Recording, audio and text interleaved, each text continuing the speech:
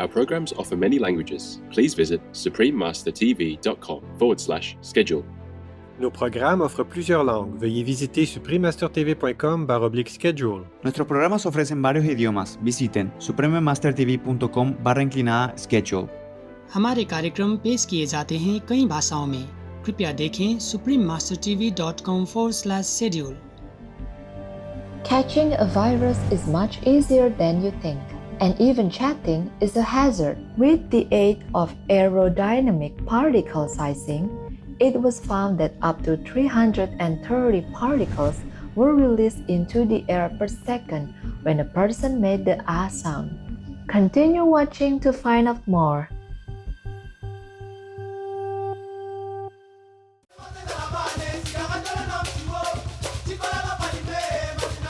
Bonjour means hello in French, the official language of Réunion.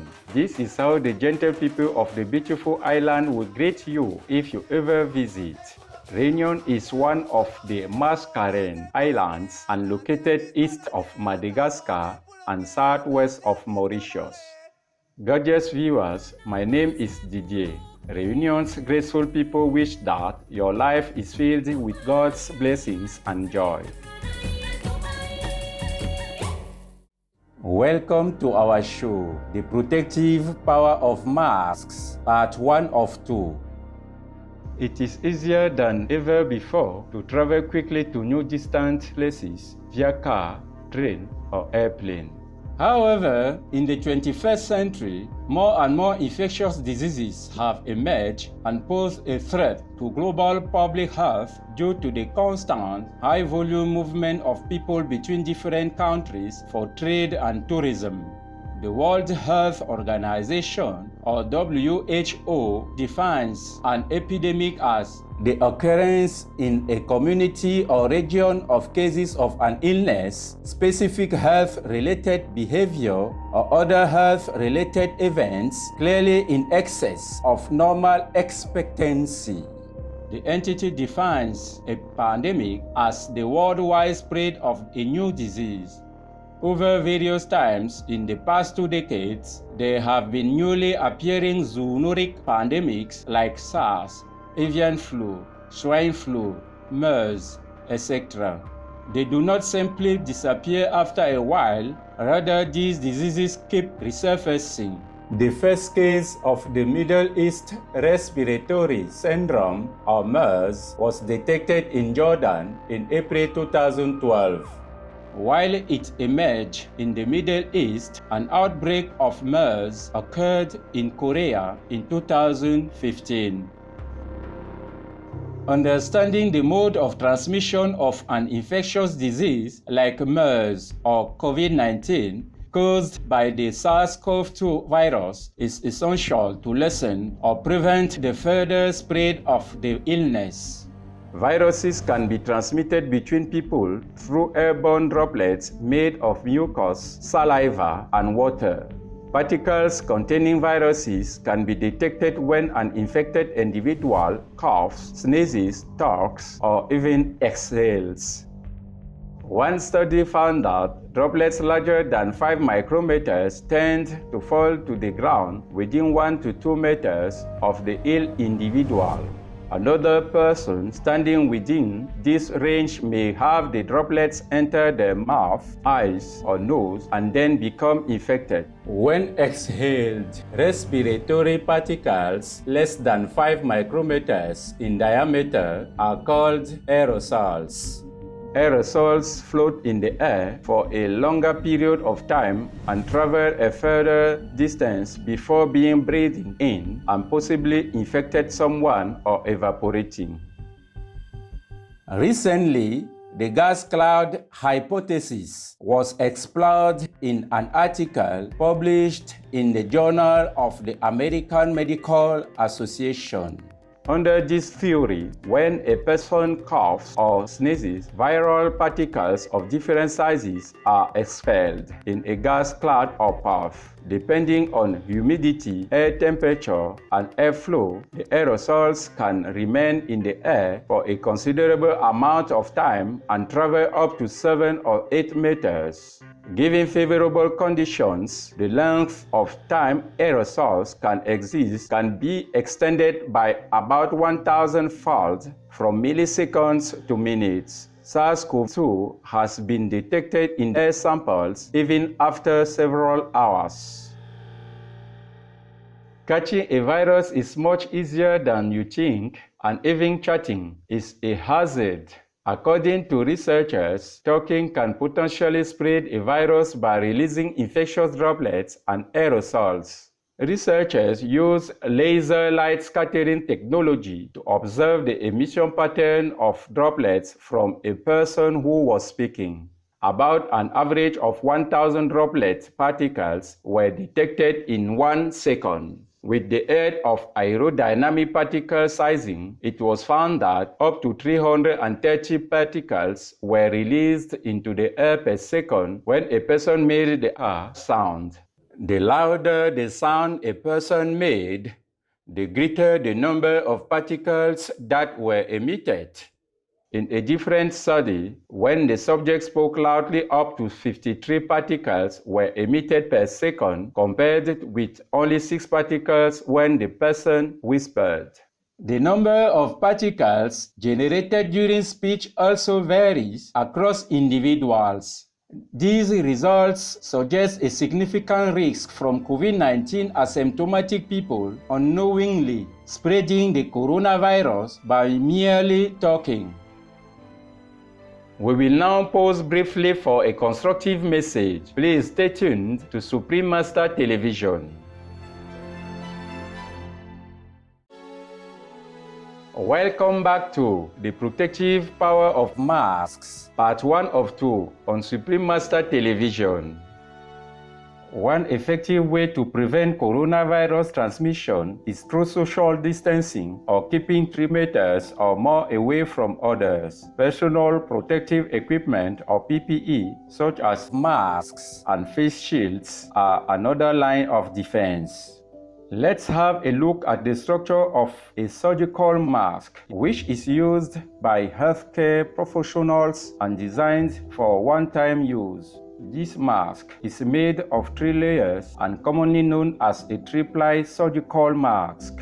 Each stratum of the non-woven fabric is made up of different textures with specific functions. The outermost layer is water-resistant to repel fluids such as respiratory droplets. In the middle, the fabric may carry an electrostatic charge and serves as the filter. The innermost stratum is made of absorbent materials. When a person speaks, sneezes, or coughs, mucosal droplets can be trapped to prevent them from spreading to the surrounding space. In addition, this layer will absorb moisture from the user's breath, so the comfort level can improve. When these 3 layers are combined, the mask can effectively stop pathogenic substances from entering and leaving the wearer's nose and mouth, thus better protecting the user from taking in or spreading a virus.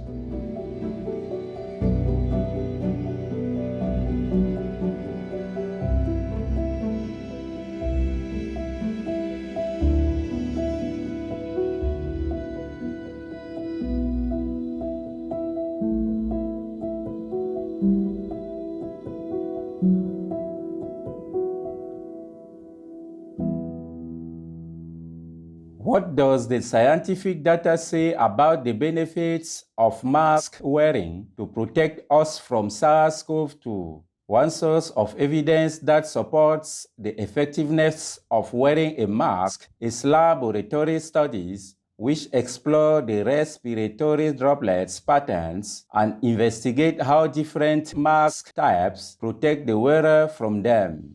An experiment used a high-speed camera to observe the patterns of respiratory droplets coming from a person's mouth when speaking a phrase.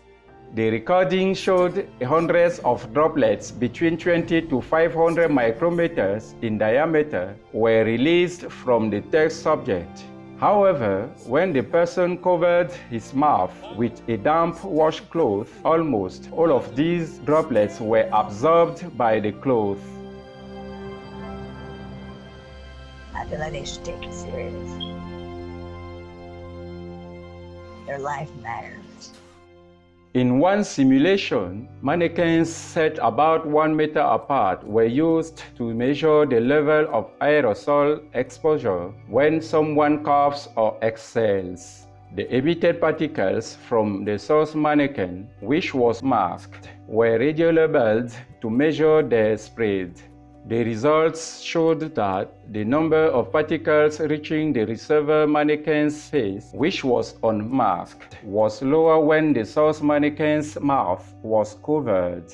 In another test, where the source mannequin's mouth was uncovered, the receiver mannequin could still be equally well protected if a N95 mask or a face mask that blocks 95% of small airborne particles was sealed over its face properly. Ultimately, these investigations show that the spread of viruses is much better prevented if the infected person wears a mask. But public health officials advise all to wear masks for maximum safety.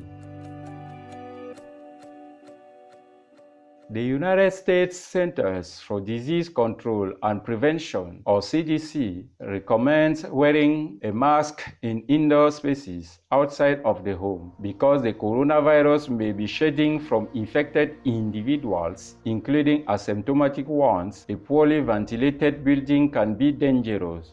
The CDC states persons with more severe to critical illness or severe immunocompromise likely remain infectious no longer than 20 days after symptom onset. Recovered persons can continue to shed detectable SARS-CoV-2 RNA in upper respiratory specimens for up to 3 months after illness onset, albeit at concentrations considerably lower than during illness.